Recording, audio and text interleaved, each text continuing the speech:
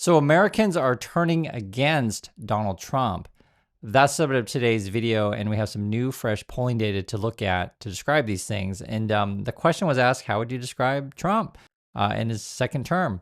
These are the top words that came up: chaotic, scary, and exciting. And I was thinking about this. For me, yes, number one would definitely be chaotic. I would also throw in there dangerous, scary, and insane. But I completely understand, the exciting one. I'd be curious what you guys think about the top three words that you would describe the Trump people. You can write in the comments below, but chaotic came up number one. People are turning against Trump. On top of that, consumer sentiment is down. And this is the headline from Bloomberg. U.S. consumer sentiment plummets on Trump trade war. This is the chart here. Basically, when consumer sentiment takes a dive, people hold back on making any kind of major purchase, be it a car, be it washing machine, etc. Just if you're not sure how the economy is going to go, if you're not sure how your job is going to be, if you're just not feeling good about the future, you're not going to make any big purchases, right? And basically, our whole system is based on trust, and Trump has broken that trust. So we just don't know what to think about the future and what it's going to be. Also, talking about the future, people are expecting inflation to go up. These are the highest expectations since 1991. So this is a real problem.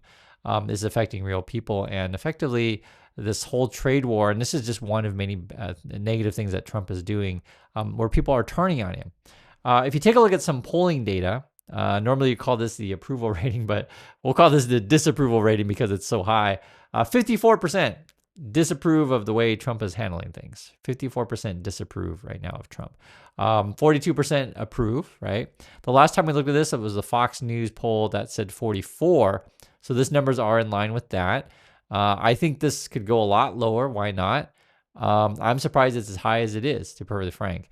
When you look at all of the issues, though, he's underwater on all of them. And this is the most recent poll in the New York Times Siena poll.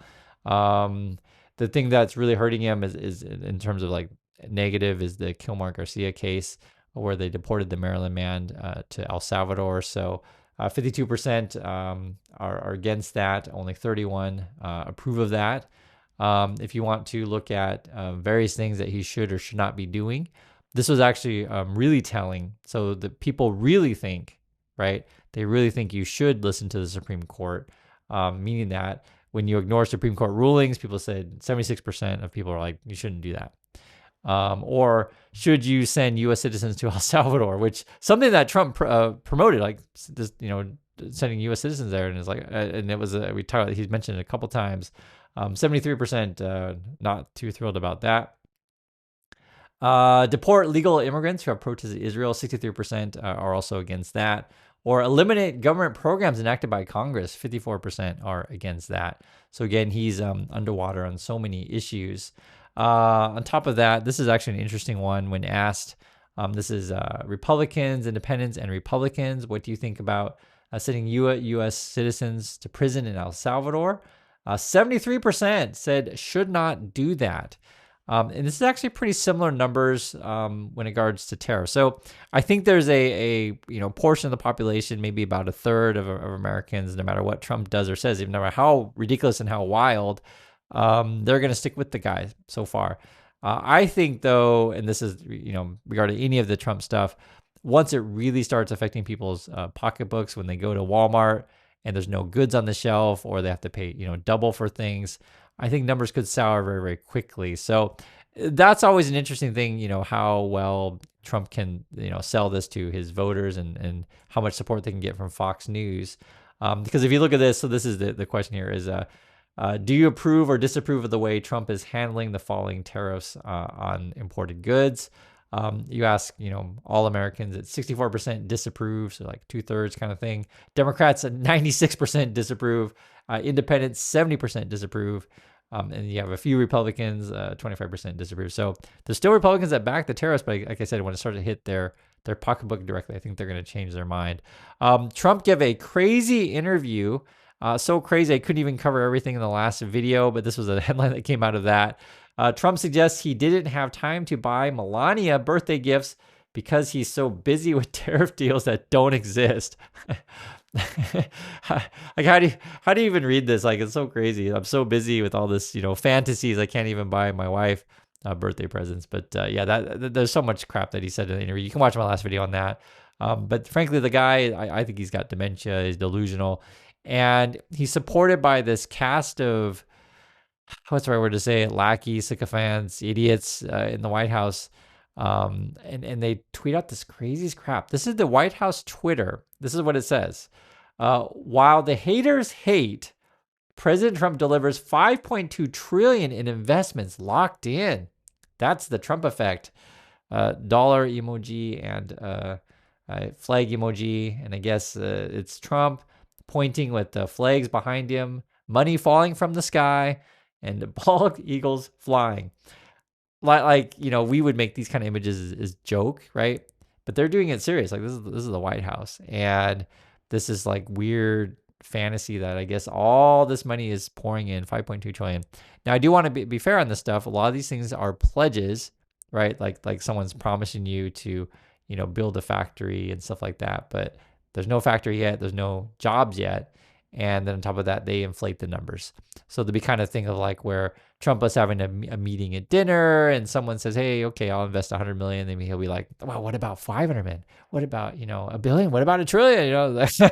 And like he, maybe mishears something or something like that. And or the other person across the table is like, okay, fine, whatever, just stop talking.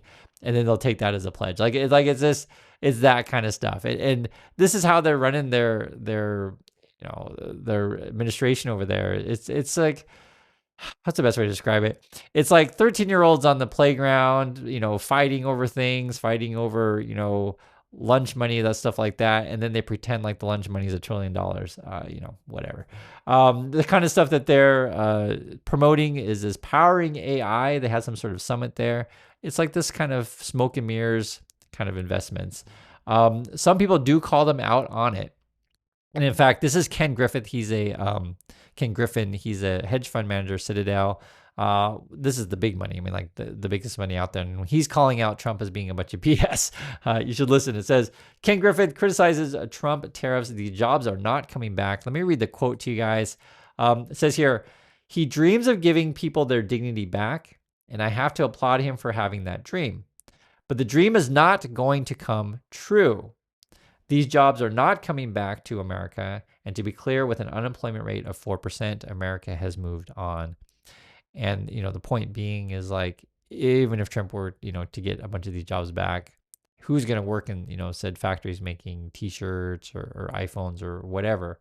And our unemployment rate is actually not that high, 4%. Now, to be fair, though, you could argue that unemployment is covered up by, the numbers by people who quit looking or people who have jobs, but it's underemployed, meaning doesn't pay enough.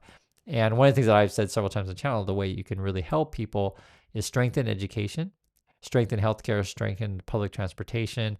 You can also have a fair tax system where we're not just giving all the benefits to people like Elon Musk and the billionaires. Because I don't know, we got this weird culture, the Fox News and the right wingers and the Republicans that like, oh, we should feel sorry for Elon Musk. We should all buy a Tesla because he's got such a tough time. And I hate to break it to you guys, but Elon Musk, he may have a lot of troubles, going forward with this company, but I don't think he's worrying about putting food on the table. So I don't feel sorry for him. And it's just this weird culture where people feel sorry for Musk. It's strange to me. So yeah, I would agree with Griffin here. And I understand the concept as well. And I also want to just be fair. There are a lot of people struggling out there, and yeah, and I think that's a good way to put it, right? He gives dreams of giving people their dignity back, right? It's right, you can understand that, but the problem is that Trump is a con artist, and I think this what's hurtful about this stuff is he divides us, to be perfectly frank, and we need people to like really understand the problems of the American people and actually offer real solutions. So I'll leave it at that.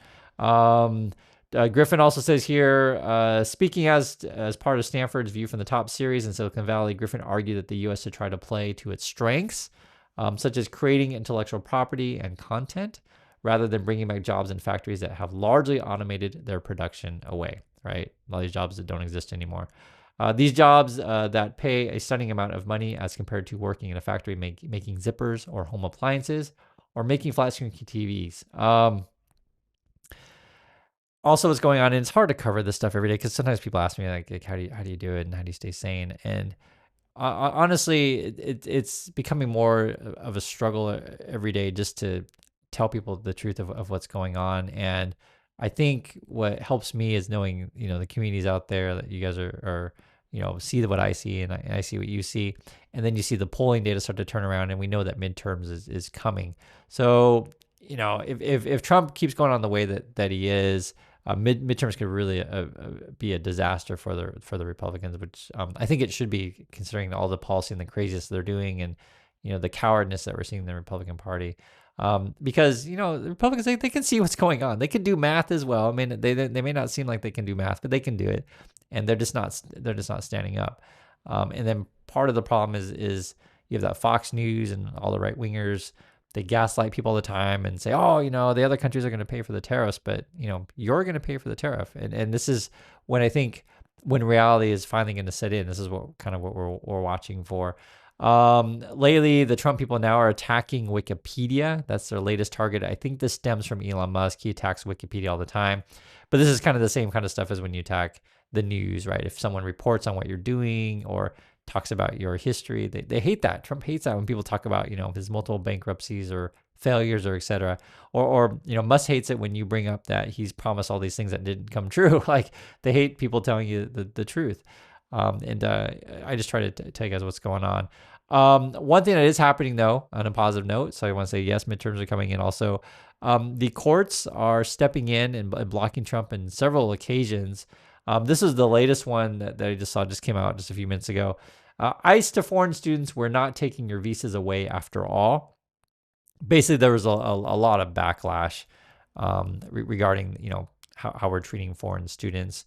And then on top of that, just Trump has been attacking, and Musk have been attacking workers and their rights. So you're talking about like rights of people in the USA, and stand up for yourself, and don't just tear up the Constitution like what Trump is doing, right? Stand up for your rights. And so what's going on right now, another judge is blocking, and this time we're protecting federal workers. Trump and Musk, they hate the unions, but the unions have been doing a good job for federal workers and standing up. And this is another case here. It says judge blocks Trump order ending union protections for federal workers. And that's why, Trump and Musk are always attacking judges, because Trump and Musk hate the Constitution, they hate the law, they hate due process.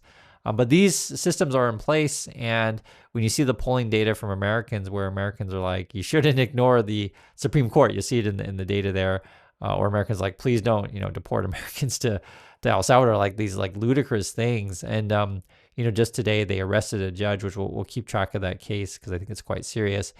More and more Americans will wake up. I know sometimes we get down of like who could possibly still support Trump, but his numbers are dropping. And like I said, when the tariffs really hit people's pocketbook, and when you tell them the truth about why it's happening, like your Payne said things, I think it could go as single digits in my opinion, because I've seen this kind of stuff before.